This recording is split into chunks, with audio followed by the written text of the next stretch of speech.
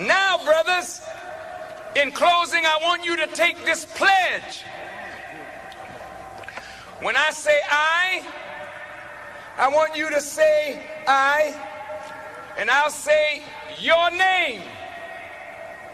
I know that there's so many names, but I want you to shout your name out so that the ancestors can hear it. Take this pledge with me. Say with me, please. I say your name. Pledge that from this day forward, I will strive to love my brother as I love myself. I say your name. From this day forward, will strive to improve myself spiritually, morally, mentally, socially, politically, and economically, for the benefit of myself, my family, and my people. I say your name. Pledge that I will strive to build business, build houses, build hospitals, build factories, and enter into international trade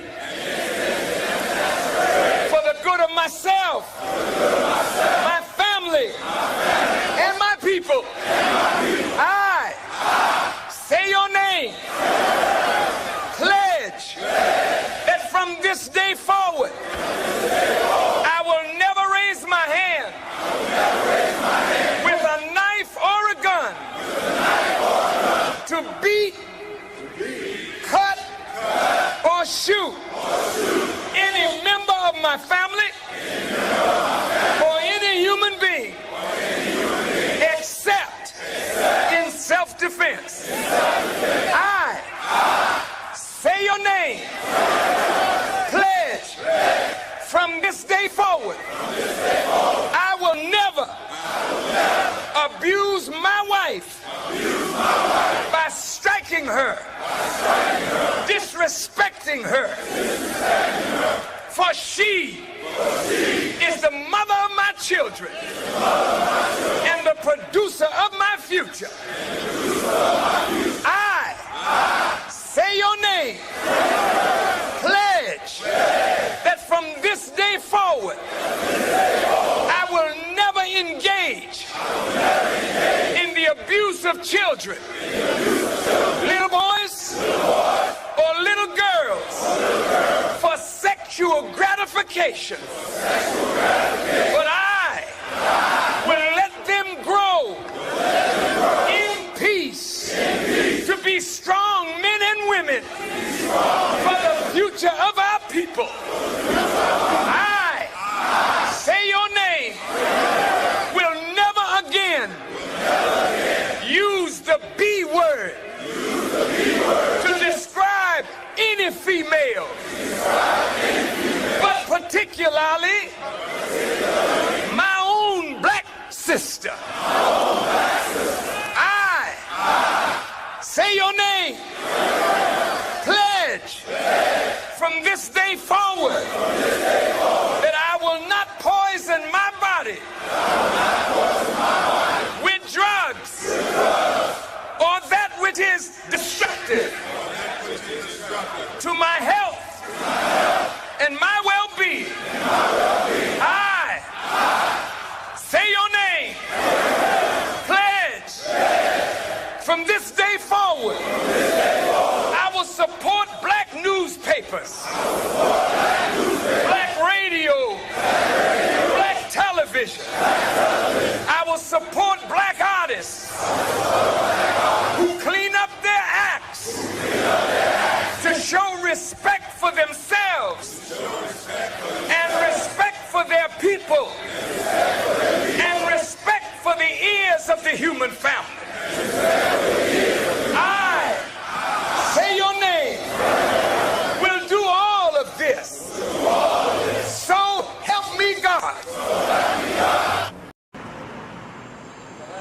Inside Washington's Museum of the Bible, a single volume that is like no other. The so-called Slave Bible, remarkable not for what's in it, but for what's not. So about 90% of the Old Testament's been removed and about 50% of the New Testament's been removed. To put it another way, a normal King James Version has 1,189 chapters in it. The Slave Bible has only 232. Missing are chapters and verses that might have encouraged uprisings. Book of Exodus, redacted. No story of Moses demanding Pharaoh, "Let my people go." Gone is Galatians, and the verse, "There is neither bond nor free, for ye are all one in Christ Jesus." And no Jeremiah, "Woe unto him that useth his neighbor's service without wages." What they've left in are verses such as Ephesians 6:5, which is the famous verse, "Slaves, be obedient to your master." Looking at this Bible, it's hard to tell that anything's been taken out of it. That's correct. I mean, it looks like a normal book. For many enslaved Africans, this would have been the first time they were exposed to the Bible. A Bible selectively edited to instill obedience, using religion to underpin the horror of slavery. When people encounter this exhibit, what lasting impression do you want them to leave with? But we want to pass the message on that may this never happen again. The Bible itself is a whole book. It's not one that you get to carve up and use this piece or that piece. The Slave Bible designed to repress rebellion, but it didn't work. Enslaved people in the Caribbean constantly fought against slavery until emancipation. I think it's very relevant to understand our history, not just American history, but our African American history, our roots and how we got to this point. A dark chapter in the history of the good book. Jeff Bennett, NBC News, Washington.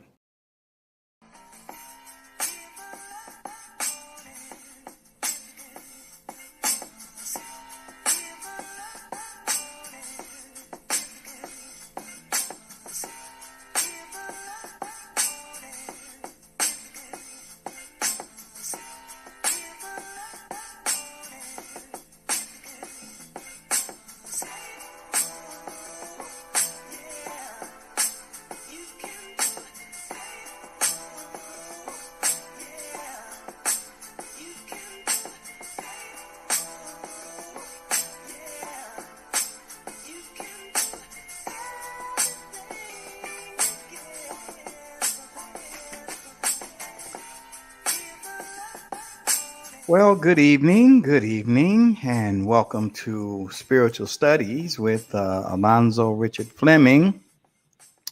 I want to thank everybody for joining me this evening on this beautiful Wednesday evening in North Texas, and I hope it's just as beautiful where you are. Of course it is, because you're there. But we have a lesson this evening that I think is going to serve to remove a lot of the superstition, a lot of the guilt, a lot of the fear, and a lot of the failure and death that we as a people and a nation have encountered for the past 400 and something odd years. I'm going to be coming out of the Course in Miracles this evening, and we're going to be talking about the release from guilt, failure, and death. You know, this is all a mental thing. It has nothing to do with the body. It has everything to do with the spirit and the mind. You know, a lot of our teachers, they focus in on the body, but they fail to understand that you cannot change the mind through the body, but you can change the body through the mind, because the mind is the superior apparatus. So we here focus on changing the mind and focus very little on changing the body, because as the old folks used to say, free your mind and your behind will follow. So that's a truism, and it is the way creation is done. And so we're going to focus on the mind and changing the mind. Now, you cannot change the mind through the body, but you can change the body through the mind with respect to behavior and experience. The body is a communication device. That's what it is. It is a device that you have selected to communicate yourself to humanity and to this universe. And so we're going to talk about this failure, this guilt and failure and death that permeates our community. And it's important that we deal with it with respect to that aspect, our community, because there's no sense in trying to go out and evangelize the world when your own community and your own people, your own kith and kin, the ones you interact with on a daily basis, are going through hell. Jesus said it like this: woe unto you, Pharisees and scribes. You travel land and sea to make one proselyte. And when you're done with him, he's twice the child of hell that you are. So see, he was saying that, pay attention to what's closer to you first, and then learn the principles and then expand them. And that's what we endeavor to do.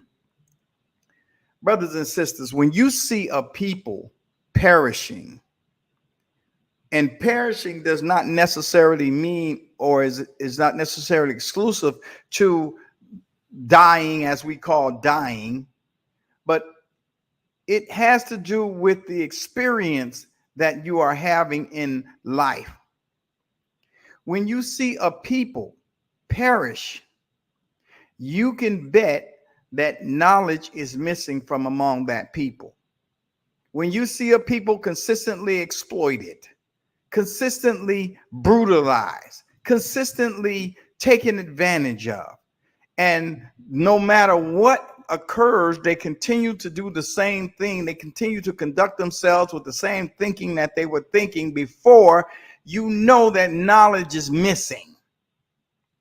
And it doesn't matter that you have a lot of people talking and proclaiming a God or a system if the thinking is not conducive to, the thinking, I should say it this way: your experience and our experience are reflecting what we are thinking. It's cut and dry. It's that easy. Change your mind and your experience will change to fit what's in your mind. There are some people who they will meet someone or something, get in a situation, and the thing is perfect. And one or two things are going to happen. You can be placed in an environment. Either your mind is going to change to fit it, or you're going to work the situation to change it to fit what's in your mind, and that is destruction.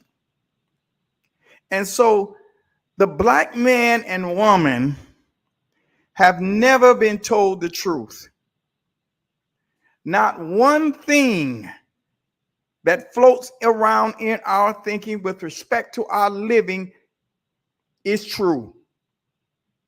We've never been told the truth. You see, I played the clip about the slave's Bible, and he said 90% of the Bible was taken out when it was given to slaves to study the Bible. And for decades, and generations, this is what was taught. So after the fact, after generations of us studying the slave Bible, 90% of it missing, and then you can be given a complete Bible, or the 66 books that's in the Bible. It doesn't matter, because the energy of the slave teaching is still in your DNA. It's still in your subconscious mind as individuals, as families, as a race of people. The slave system still is in your mind. It doesn't go away just because they gave you the whole book. Unless you entertain a thought that comes from another source that reinterprets everything that you've been taught. But we've never been told the truth. No institution in America has told us the truth about anything. And all you have to do to understand what I'm saying is to challenge your thinking, and you will see. We've never been told the truth about anything. There are 3 institutions that governs the society that we are in, and they are all satanic in their application. Mainstream religion, scientific materialism, and crony capitalism.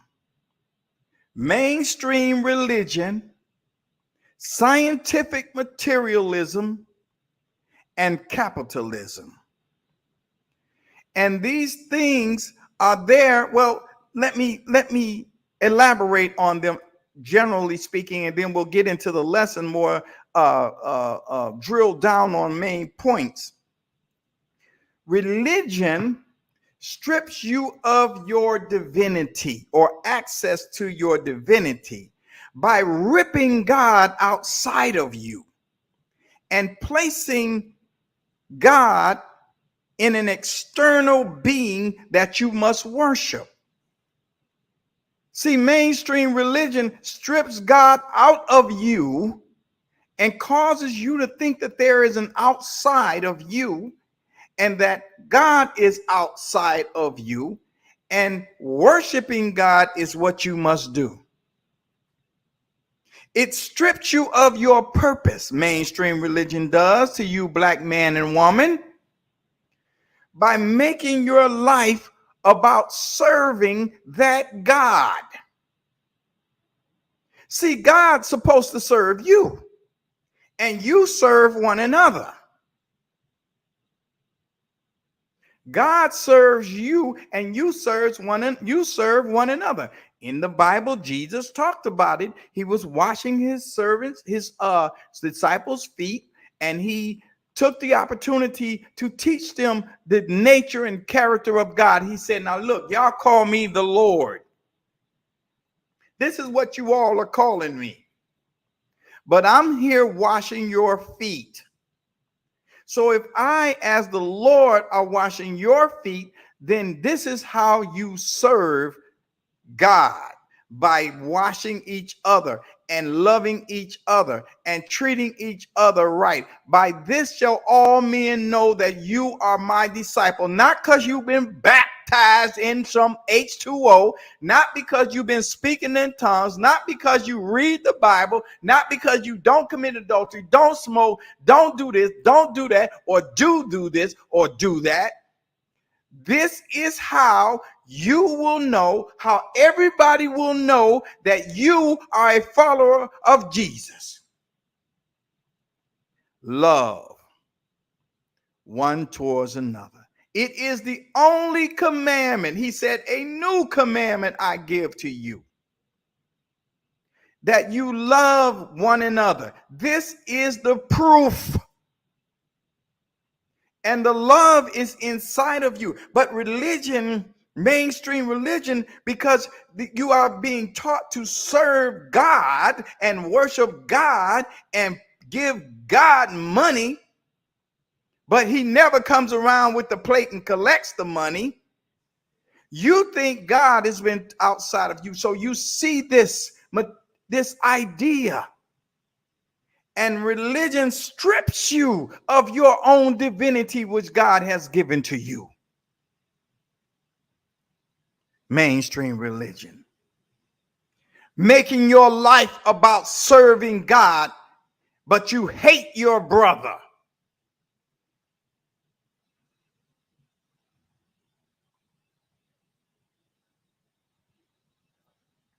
The next institution that has robbed us is scientific materialism. Now, I have had to struggle with this issue being in the scientific community. because under the scientific method, you have to be able to show a material proof or material indication or a pattern materially that can be reproduced so that others, so you can prove your point of your hypothesis. And so to discuss things outside of that is rejected by the scientific community. And rightfully so for the most part, because the development of the scientific method was hijacked because among Europeans, and this is the method that we use, a European model which has served humanity for a long time. But the end of it is here. But what happened was, it was a time when the scientists and the theologians were the same person. All you have to do is read Isaac Newton and Copernicus and all of the scientists. You will see that they were steeped in God. And what happened was the split came because the religious community, the religionists and the preachers who had the control wanted to keep the people in superstition as science developed. And the scientific community wanted to become materialistic and say, no, we're not going to accept it unless you can show it materially through material experimentation. So this scientific materialism has developed as a result of that split so long ago. And this materialism is the belief that reality is just matter. And it also strips you of your divinity and purpose by telling you that you're nothing more than a random collection of material atoms destined to decay in the dirt, and that you are a meaningless speck, an insignificant person on an insignificant planet in the cosmos, and that nothing really matters. There is no purpose to anything. We're at the end of that. But if we're steeped in this model, then we will miss the next step in evolution. The next evolutionary step of humanity goes beyond the scientific materialism. It also strips us of, just like religion, strips you of your divinity. And then lastly, there is capitalism. And capitalism strips you of your divinity and purpose by reducing you to nothing more than a number and a mathematical function, and has placed your value in a piece of paper that's got pretty colors on it and a picture of a president. So we have the three main institutions. Mainstream religion strips you of your divinity. Scientific materialism strips you of your divinity, and crony capitalism strips you of your divinity. But this is not the principles that the founding fathers of this country, called the United States of America, coming out of America. United States is coming out of America. They started out with the Declaration of Independence, and they said that we hold these truths to be self-evident, that all men are created equal and endowed by their Creator with certain, meaning that they are dependable, certain inalienable rights. And among these rights are life, liberty, and the pursuit of happiness. Now, they didn't name all the rights there, but you were endowed from your creator. You got this from your creator. You can find out about it by looking inward. We hold these truths to be self-evident. You find these inalienable rights not on the marching street, not in the voting booth, not appealing to a politician or a preacher or even God. You find these inalienable rights. They are self-evident. You look inward to discover them, and there are certain of them, and they are sure. And among these rights, here are three of them that we're going to give you in the Declaration of Independence. Three of these rights that you have. Life, you can't take it away, nor can it be given to you. I want you to think about that. These rights, the words inalienable, mean that you can't take it, nor can it be given to you. So life cannot be taken from you, nor given to you, because you got him. You got life from God. What does that mean? Liberty cannot be taken from you, nor given to you by another man. The pursuit of happiness cannot be taken from you, nor given to you by another person. These are inalienable rights, and there are many, many more, but you must look within in order to see them. So the founding fathers of this country, brothers and sisters, did not come and set up this country that was able to develop like it has developed using mainstream religion, scientific materialism, and crony capitalism. They did not use that. That is not what they set up.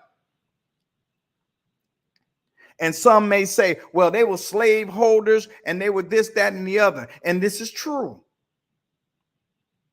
Brothers, but I want you to get a real handle on this piece. There were rigorous arguments because they knew that this was against, that slavery was against the message of the Declaration of Independence. They knew that, and there were rigorous arguments and debates about it, but they had in their mind this goal to put this country together, the United States. And I'm saying this for a reason. They had in the mind to put the United States together. Now, let me ask you something. And this is going to our subject, the release from guilt, failure, and death. Let me ask you something. How many of us have overcome all the personal challenges that we face? How many of us move forward towards our goal, dragging our faults that we still have along with us? I would suggest that all of us. So you had a country being set up that has the principles upon which it is built are the principles that incorporates the human family. It has the room to incorporate the human family. Now, they fought a war, a civil war, over this very issue of slavery. And the states, the 11 states that succeeded from the United States, called themselves the Confederate States of America. And in their succession document, they called themselves the Confederate States of America, and they were separating from the United States.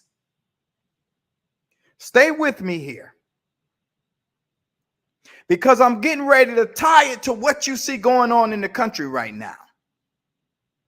You see, what's happening, this civil war was over the issue of slavery, the peculiar institution. It was Thomas Jefferson who said, when I consider that God does not, that his mercy was not rest forever, that he's going to visit this upon us. This is before the civil rights or the Civil War. That they knew, the founding fathers knew, that if they didn't get rid of slavery, segregation, and racism, that the country was going to be torn apart as a result of this. And so many of them tried to get the enslaved people to go somewhere else, to separate, but then it was economically, they couldn't do it economically because our fathers had become a integral part of the economy of the country. So it's been a struggle to let us go. They don't want us around. They tolerate us.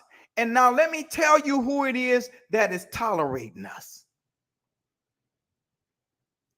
You see, after the Civil War was over and the North, through the help of the black soldiers, won the Civil War, there was a period of 10 years called Reconstruction when they decided to reconstruct the South from the destruction that had been inflicted upon the South as a result of the war. And it was the black soldiers patrolling the South.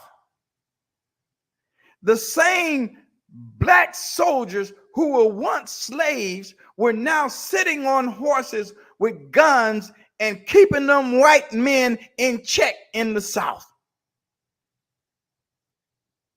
And so a compromise was made because the Southerners said, get these niggers out of here and we will stay a part of the United States.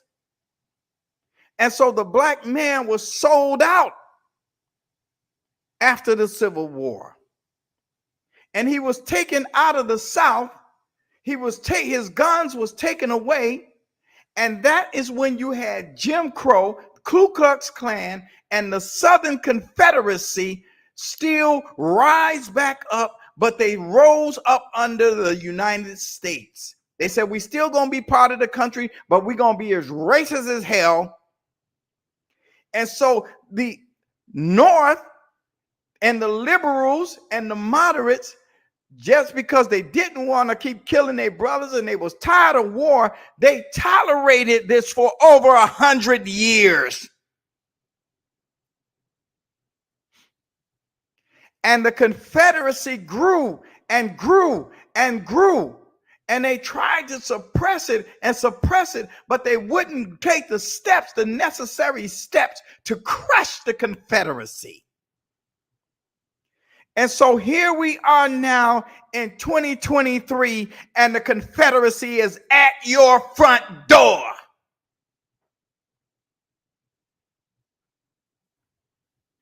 And they mean business. Their leader doesn't care about the truth. Their leader doesn't care about no constitution.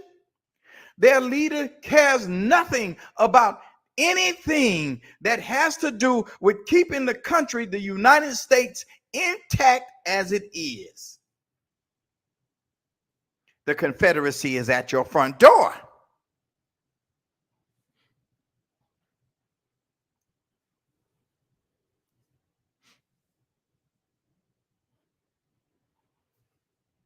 You're not going to have an election worth the days of these elections of presidents are over. See, because they're back at your door and they don't care. They're not compromising. They don't care. And the same cry is being made. Get these niggers, these faggots, these Jews out from among us.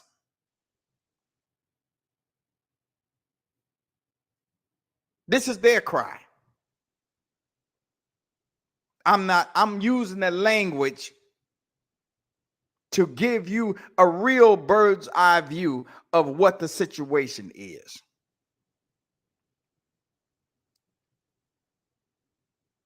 And we prancing around, and the women are shaking their tails on the internet. Every time I get on the internet, I can't hardly get on there. I done took a break. I done decided, you know what? I'm going to just do my Sunday school and do the spiritual studies program and not worry about the internet unless I got to work.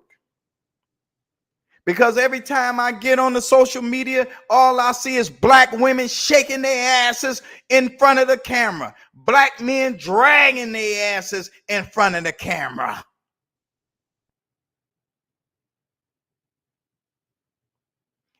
And we're applauding that. Isn't that cute? Oh, she's so cute. And we see this war going on among us.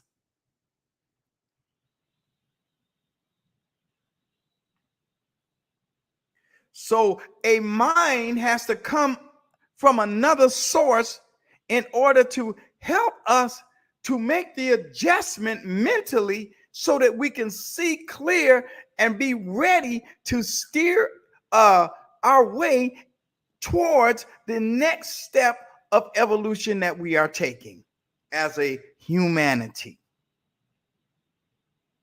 You see, America is white supremacy. The United States is humanity. Don't you see it? Can't you see it?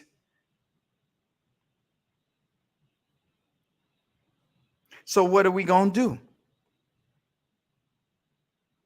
We're in the middle of this thing. We are the peculiar people.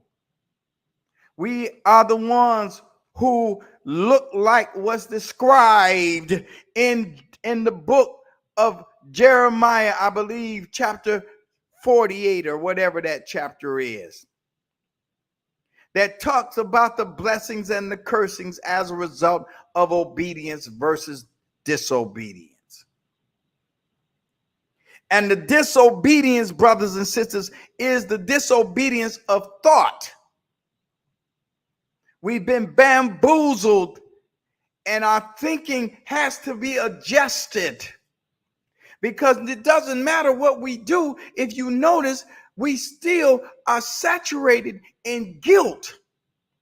We still are saturated in failure, and we still are saturated in premature death, or death as it were.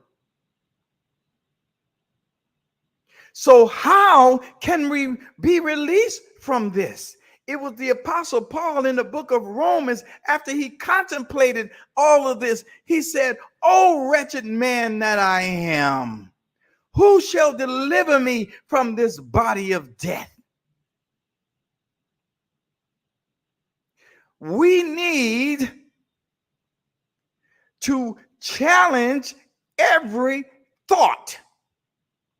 We need to challenge every institution that's among us that purports to educate us spiritually, socially. And we took this pledge at the Million Man March to build houses, to build hospitals, to build schools, and to enter into international trade for the good of ourselves and our people, and also ultimately the country that we are a part of. How do we do it? Because, see, the world, it was Jesus that says in the Bible that if you were of this world, the world would love you.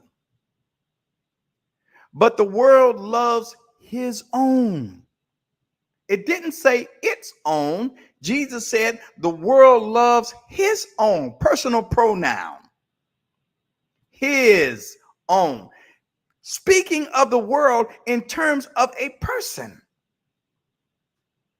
But he said the world don't love you. If you were of the world would love you. But you are not of the world. So who is the his that would love you if you were of his world. It says in another place that Satan, who is the God of this world, book of Romans, chapter 4, I believe, the God of this world blinds the mind of them who believe not, lest the light of the glorious gospel of Christ, who is the image of God, should shine unto them. So this who that has this world is the God of this world, and you have been fed guilt and death and sin. And it's almost impossible to believe that you are not a sinner. Because your mind and our minds, brothers and sisters, have been oriented to look at ourselves as defined by the world that does not love us.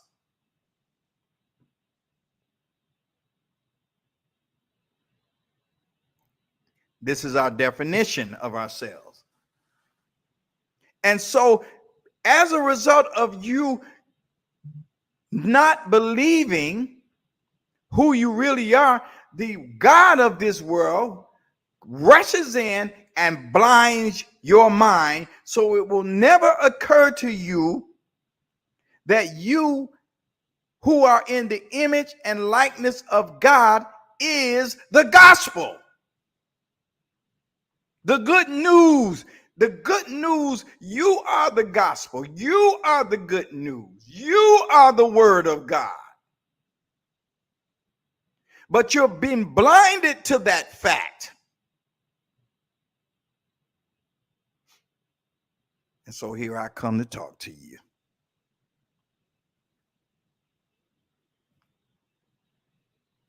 We've never been told the truth. And the truth is about the identity of the Son of God. We've been told that a man that lives 2,000 years ago is the one and only Son of God. But you never have been given the truth to know what that actually means. He was a model of God's one Son. God has one Son, meaning that he sees us as one, not many.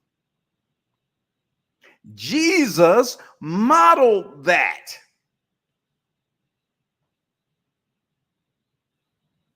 How do we escape? How do we get away from this? How do we change our mind to release us from guilt? The black man is constantly saturated with guilt. Put on his mind no matter where he go. I take my tie off, brothers and sisters, and walk out this door. I'm just another Negro. I put a suit on. I got a little bit more respect, but everybody still got their hand on a 6-shooter. So guilt is constantly bombarded upon the mind. And as a result of guilt, because it immobilizes us, it stagnates and paralyzes us, because you can't walk in confidence if you are walking in guilt by what you have done or thought you have done or been charged with doing.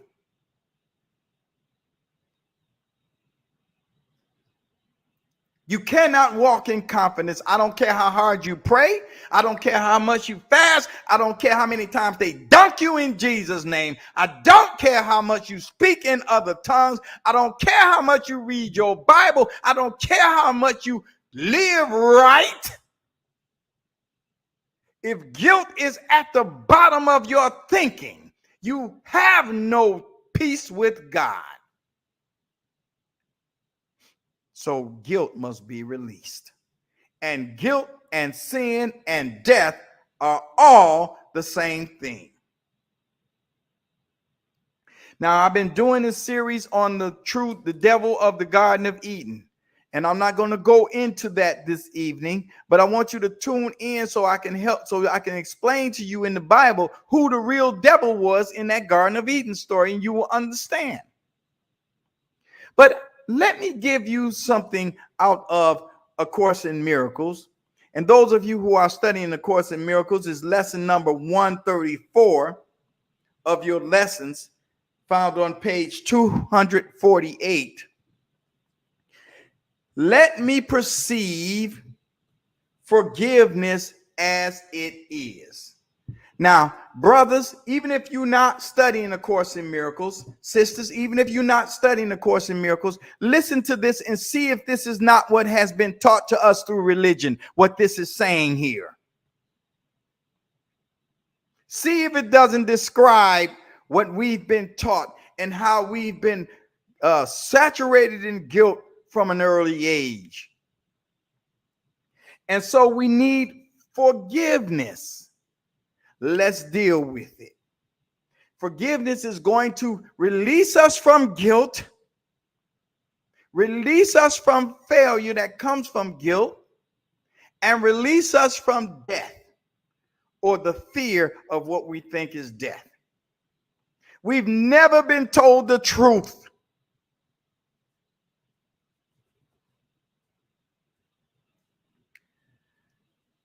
Course in Miracles read, let us review the meaning of, quote, forgive.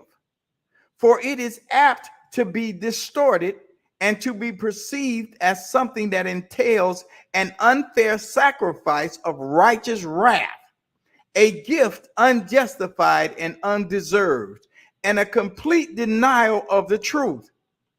In such a view, forgiveness must be seen as merely eccentric folly, and this course appeared to rest salvation on a whim. Now, let me break that down a little bit. The way we have been taught the word forgive, or what forgiveness is, has been distorted. It's been distorted. It's been distorted as something that entails an unfair sacrifice of righteous wrath. Now, isn't that what we've been taught? That we didn't deserve forgiveness from God. He had it out for us. He was going to kill us. But if it wasn't for his son dying on the cross, he was going crazy until his son died on the cross, and then he cooled out. But he still was holding this stuff over our head. But you know, I ought to whip your, you know what, but I'm going to let you off the hook because of my son. Is that not what we've been told? Because my son died, I had my son murdered, I can forgive you. But really, you don't deserve my forgiveness. This is what that first verse is saying that I just read. See, forgiveness is undeserved and a complete denial of the truth. Because God would be saying, or you would be saying, if you think God is like that, you would be saying, you know what, you did this wrong to me, but I'm going to let it go. I'm going to forgive, but I ain't going to forget. See, you denying the truth, because you're saying the truth is you did this to me. The truth is God saying you did this to me. I'm going to let you off the hook, but I ain't going to forget about what you done to me. And I had to have my son die for you. So as a result of that, you need to worship him and me. So this is what denying the truth is. When you make forgiveness a denial of the truth, you say that the sin is truth and the forgiveness is false.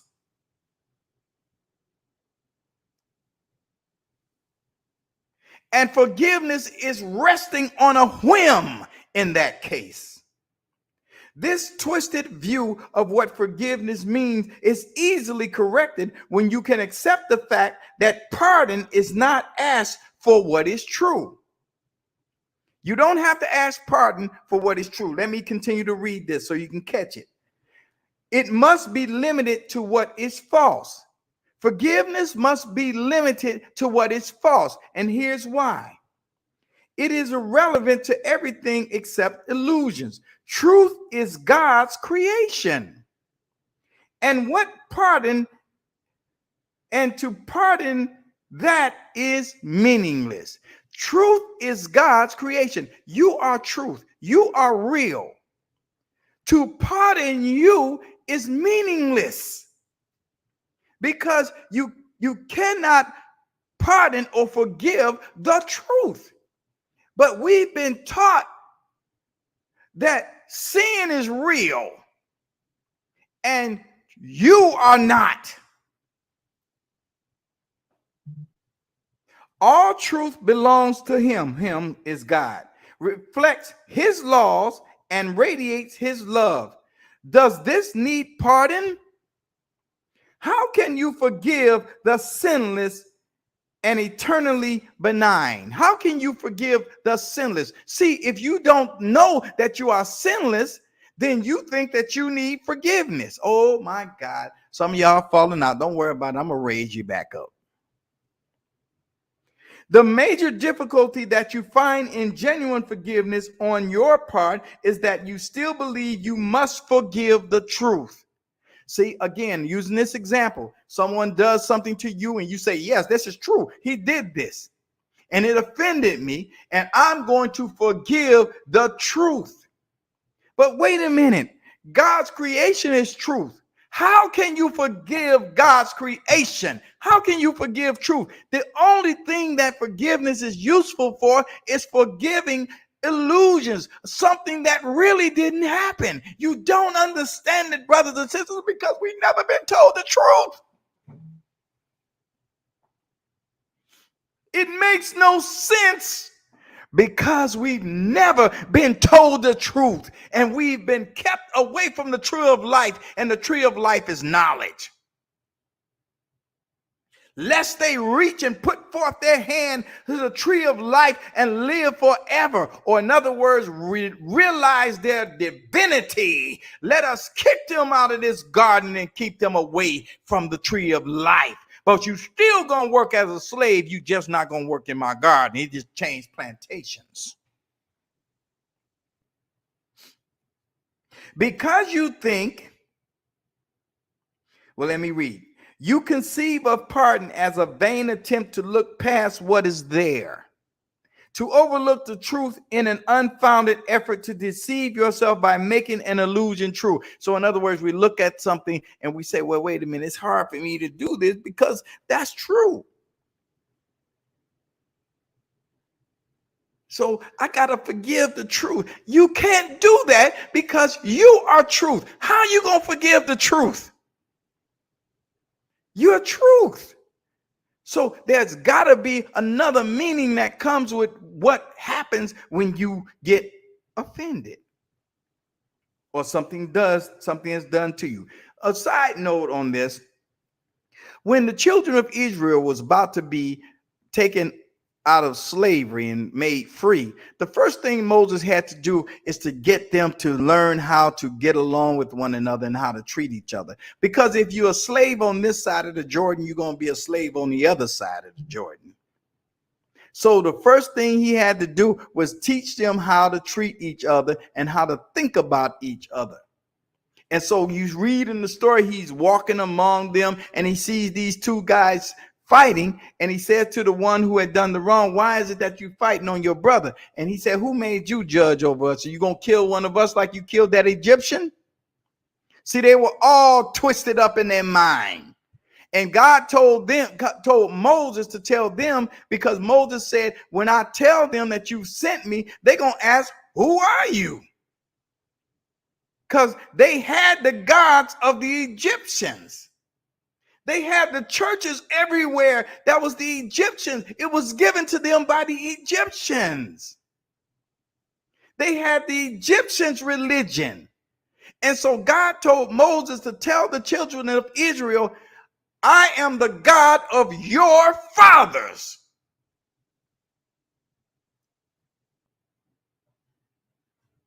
I'm not the God that was given to you by the Egyptians. I don't care how they wave that book around.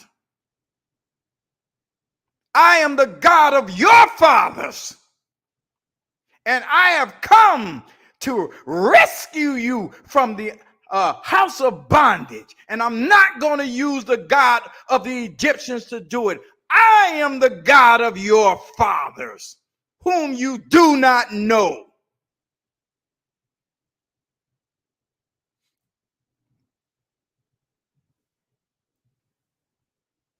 You conceive of pardon as a vain attempt to look past what is there, to overlook the truth, and an unfounded effort to deceive yourself by making an illusion true. This twisted viewpoint but reflects the hold that the idea of sin retains as yet upon your mind as you regard yourself.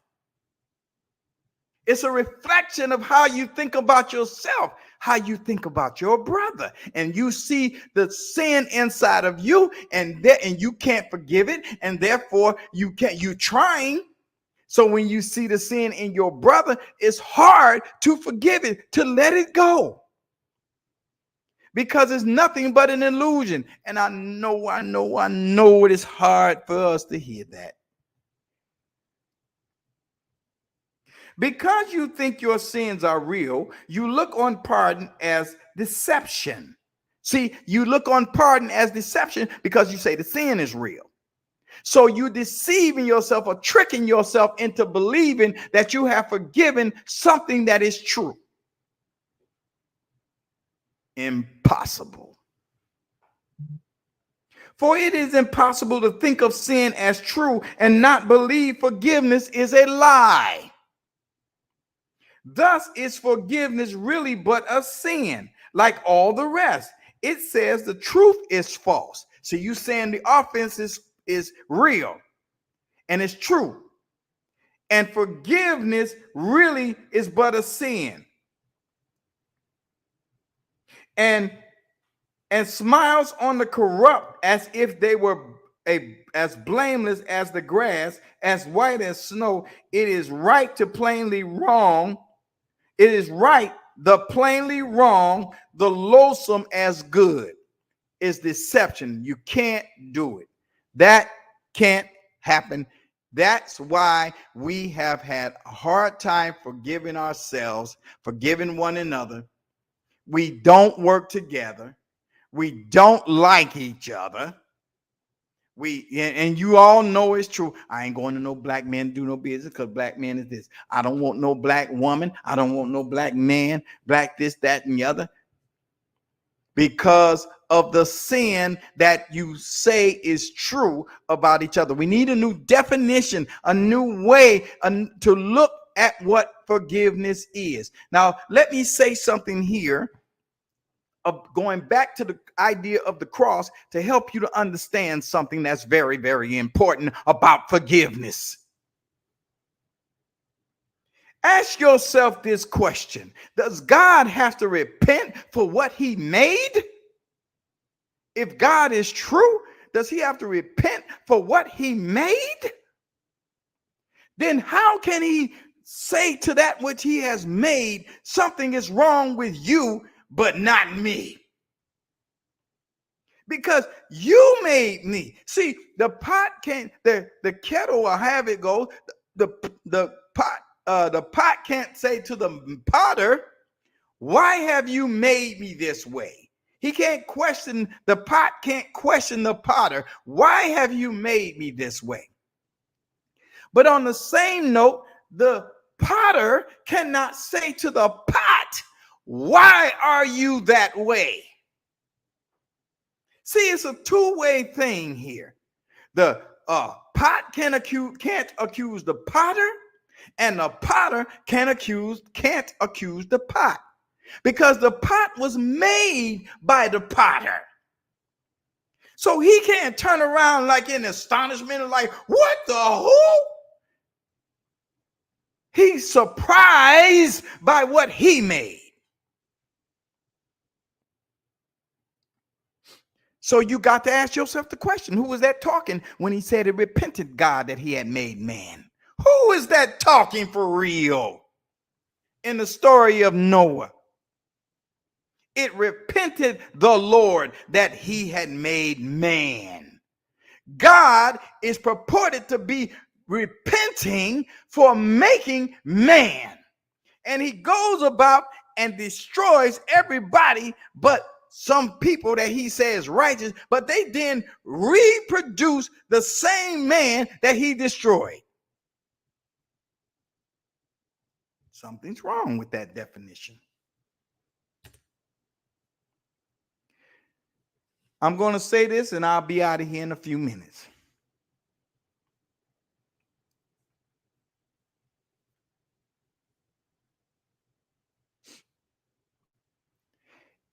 If you owed a debt and someone demanded payment, and you or someone else paid your debt for you, the person to whom you owed the debt did not forgive it. They were paid. If you think you owe a debt and you go to the person and that you think you owe the debt to, and the person says, "What debt? You don't owe me nothing." And you say, "Well, I did this and I did that." See, you accusing yourself.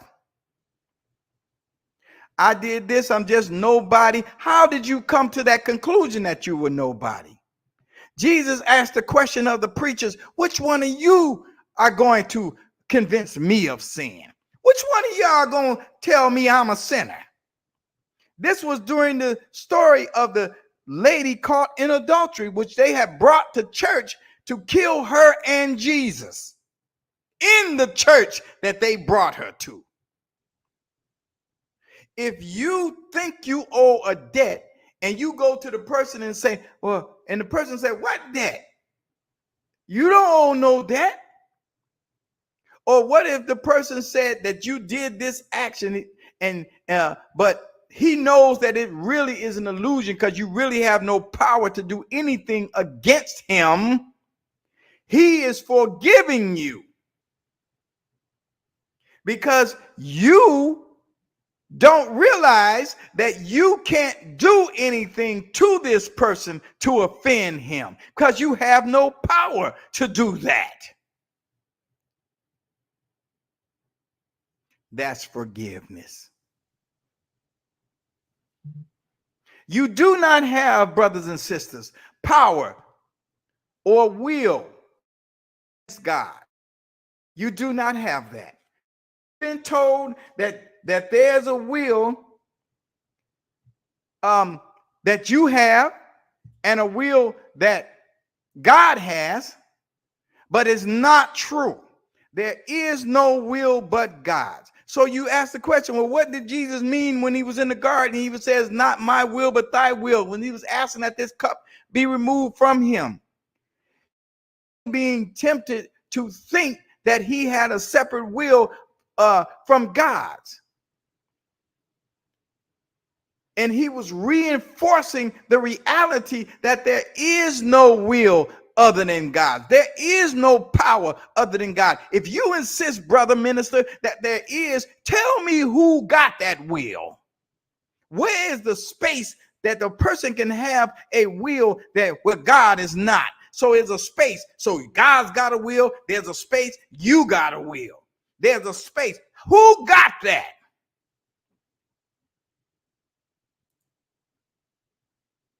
Not true.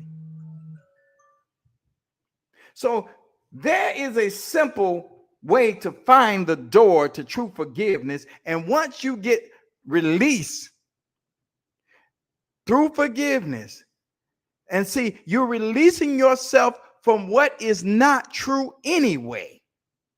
You're releasing yourself from the illusion that you have been changed into something that God didn't make. There's a simple way to find the door to true forgiveness and perceive it open wide in welcome. The door to forgiveness will open wide in welcome. And with that door, and when you walk in forgiveness, guilt, failure, and death disappear.